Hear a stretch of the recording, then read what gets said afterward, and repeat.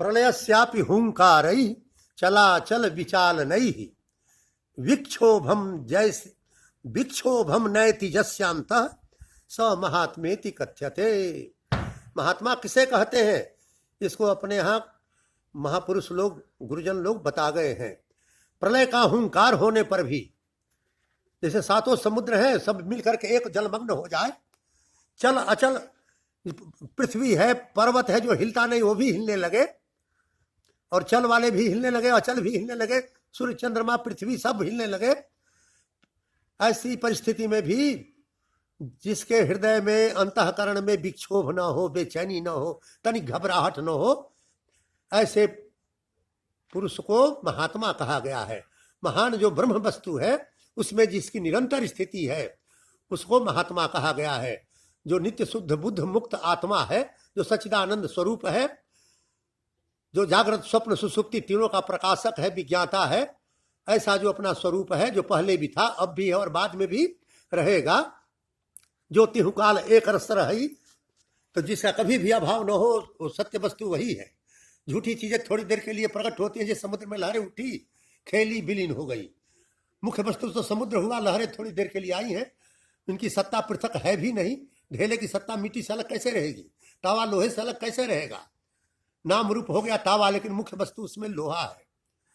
चौकी बन गई, बेंच बन गया, टेबल बन गया, स्टूल बन गया, लेकिन मुख्य वस्तु क्या है, नाम रूप अनेक हो गया, लेकिन मुख्य वस्तु उसमें काठ है।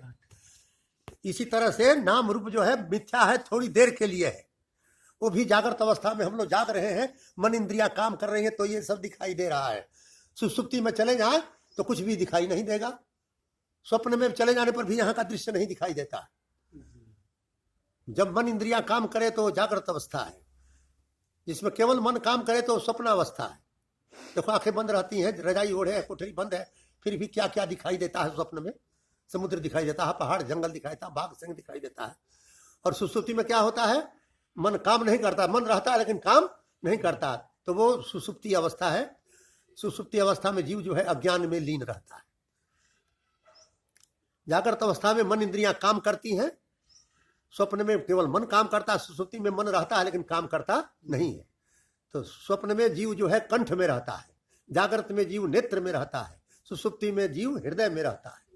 तो वही बता रहे हैं, महान जो ब्रह्म वस्तु है, जो आत्मा साक्षी है, विभू है, पूर्ण है, एक है, नित्य शुद्ध बुद्ध मुक्त है, ज्ञान स्वरूप है, सर्व विकारों से हीन है, स्वयं प्रकाश है, ऐसे आत्मा में जिसकी निरंतर स्थिति रहती है, वो पुरुष महात्मा कहे गए हैं। और जो झूठी चीजों के पीछे दौड़ता है, नाम रूप जो हो गया है, थोड़ी देर के लिए वो चीज रहेगी, नित्य वस्तु है नहीं, पहले भी नहीं थी, शरीर पहले भी नहीं था, बाद में भी नहीं रहेगा, थोड़ी देर के लिए दिखाई दे रहा है। जो पहले नहीं था, बाद में भी नहीं रहेगा, उसको सत्य कैसे कहा जाएगा। जो निरंतर रहे उसको सत्य कहा गया। सत्य की परिभाषा यही है, त्रिकाला बाध्यम सत्यम, तीनों काल में जिसका अभाव न हो वो सत्य है।